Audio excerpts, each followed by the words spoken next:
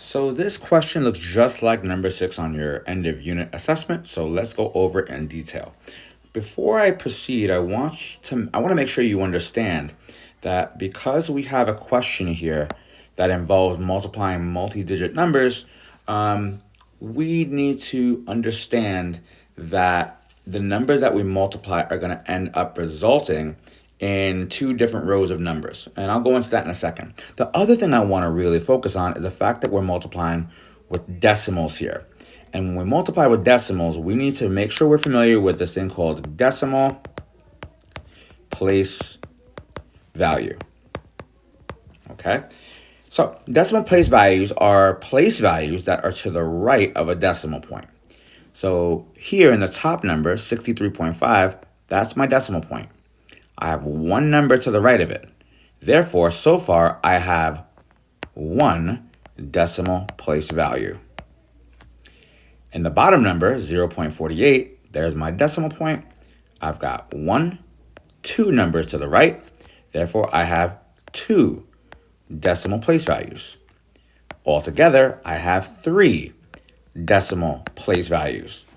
And that's important because this tells me how many decimal place values I need in my answer. And when we're multiplying, we need to pretend that this doesn't even exist, these decimal points. All I have to do is make sure that the numbers are all lined up in columns nicely and neatly.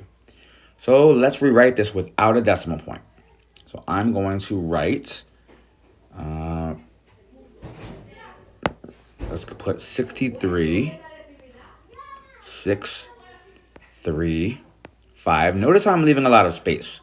And then I also want to color code this, so I'm going to write 8 here. And I'm going to put, let's try a different color. I'm going to put 4 here. And I'm going to put the multiplication symbol and then do my work. So the very first thing I'm going to do is I'm going to multiply 8 times each of these numbers. And then after that, I'm going to multiply 4 times each of these numbers. So I'm going to also highlight this 8 here. And anything I get from multiplying by 8 is going to be in this top row here. And anything I multiply by 4 is going to be in this bottom row here. And notice how the blue row starts under the 4, which means automatically, before I even do anything, I can also put a 0 here as a placeholder. Now let's get started. We've got 8 times 5. That's 40. So I'm going to bring down the 0 and carry a 4. Next, let's zoom in. Next, I'm going to do 8 times 3, and that's 24. 24 plus 4 is 28. Let me also show you that again. We did 8 times 5, that's 40. So we brought down the 0 and carried the 4. Now we're doing 8 times 3. 8 times 3 is 24. 24 plus 4 is 28. So I'm going to bring down the 8 and carry the 2. So bring down the 8 and carry the 2. Now finally, I have to multiply 8 times 6. 8 times 6 is 48. 48 plus 2 is 50. And since I don't have any other digits to carry to, I'm just going to write 50 here, making sure that each number is there's only one digit in each column. All right, so now I'm done with that row. I don't need to worry about the 8 anymore. I'm also going to get rid of anything I carried so I don't use it by accident again. And now I have to multiply everything by 4. I've got 4 times 5, which is 20. So I'll bring down the 0 and carry the 2. Make that a little bit neater. There we go. All right. Next, we've got 4 times 3. 4 times 3 is 12, plus this 2 we carried is 14. So I'm going to bring down the 4 and carry the 1. And now we've got 4 times 6, which is 24. Plus the 1, that's 25.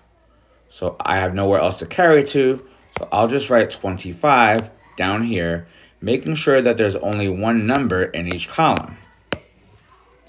So we'll have 25, and I've got nothing else to multiply. So now I'm done with the 4.